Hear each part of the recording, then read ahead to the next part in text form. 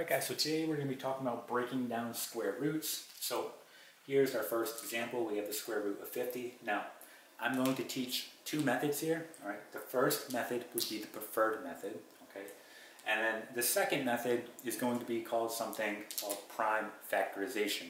Alright, and that would be method 2. So when possible, you always want to use method 1, which I'm going to teach right now. So this will be method 1. Okay.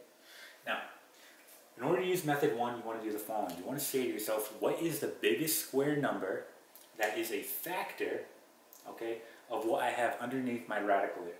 In this case, it's going to be 50. So what is the biggest square number that is a factor of 50?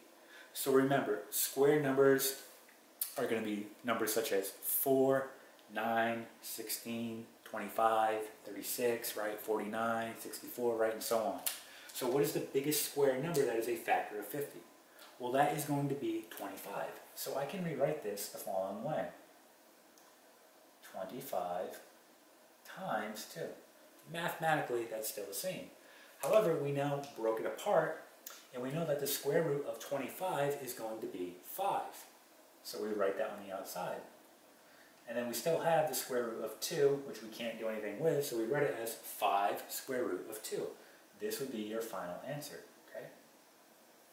Just know that this, okay, is equal to this. However, this is just broken down, all right? Let's go on to method 2. So let's do the same problem using method 2, called prime factorization.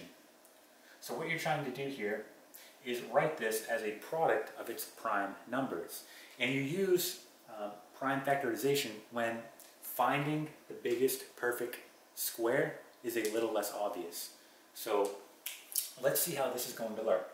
So if I'm going to write this as a product of its prime numbers, right, I need to go ahead and break this down. Now it doesn't matter how you do this. I could say 25 times 2, 10 times 5, right? It doesn't matter, you're going to get the same answer in the end. So I'll just do 10 times 5 here. So 10 times 5. Well, this here we know is prime, so we can't go any further. But here, we can keep breaking this down.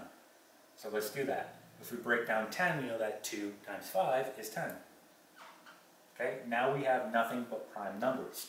And since I'm dealing with a square root, okay, if I have 2 of the same prime numbers, for example, here and here, that tells me that I take them out.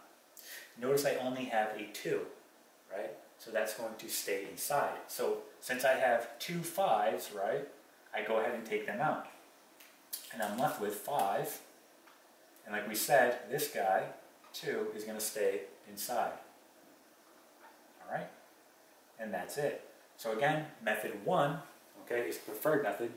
However, if you have to, you can always use prime factorization, which is going to be method 2, and notice that you are going to get the same answer here.